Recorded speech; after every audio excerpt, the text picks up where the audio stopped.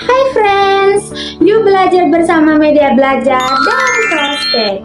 Banyak reaksi kimia yang terjadi di sekitar kita berlangsung di dalam air. Hampir semua proses biologis di dalam tubuh makhluk hidup juga terjadi dalam lingkungan yang mengandung air. Oleh karena itu, memahami bagaimana zat-zat bereaksi di dalam larutan berair menjadi hal yang sangat penting dalam ilmu kimia. Penasaran bagaimana reaksi-reaksi tersebut bisa terjadi di dalam air? Tenang, penjelasan lengkapnya akan disampaikan oleh Molly. Yuk simak videonya baik-baik. Halo teman-teman prospek, kenalin, aku Molly yang akan menemani kalian dalam setiap media belajar DM Prospek. Yuk kita lanjut mengenal lebih dalam tentang larutan dan reaksi yang terjadi di dalamnya. Dalam larutan berair, dikenal dua istilah penting, yaitu larutan dan pelarut. Larutan merupakan campuran homogen yang terbentuk dari dua atau lebih zat yang bercampur secara merata.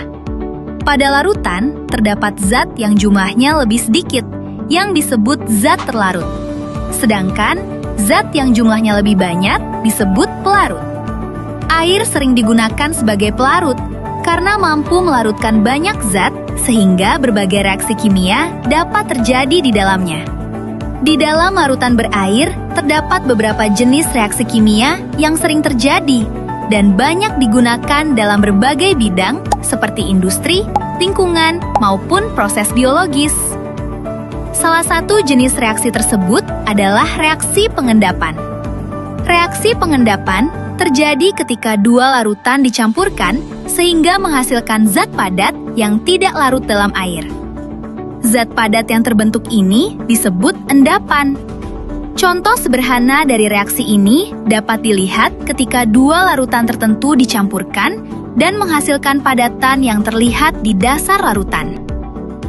Jenis reaksi lainnya adalah reaksi asam dan basa.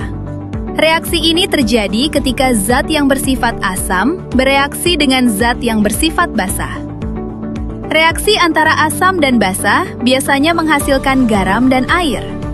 Reaksi ini sangat penting karena sering terjadi dalam kehidupan sehari-hari.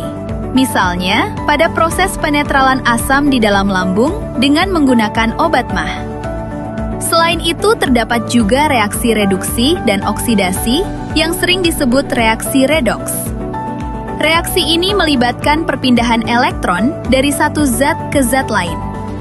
Oksidasi merupakan proses pelepasan elektron, sedangkan reduksi adalah proses penerimaan elektron. Reaksi redoks sangat penting dalam berbagai proses, seperti pembakaran, proses korosi pada logam, serta berbagai reaksi kimia dalam industri. Melalui pemahaman tentang berbagai jenis reaksi kimia dalam larutan berair ini, kita dapat mengetahui bagaimana berbagai zat bereaksi satu sama lain di dalam air. Pengetahuan ini sangat bermanfaat karena banyak proses penting dalam kehidupan, industri, dan lingkungan yang melibatkan reaksi kimia dalam larutan berair. Itulah penjelasan mengenai berbagai jenis reaksi kimia dalam larutan berair. Menarik bukan? Ternyata banyak reaksi kimia dalam lautan berair yang terjadi di sekitar kita loh. Gimana? Seru kan belajar bareng DM Prospek? Ayo tonton media belajar lainnya di Instagram DM Prospek. Dan jangan lupa follow ya. Sampai jumpa di media belajar selanjutnya. Bye-bye.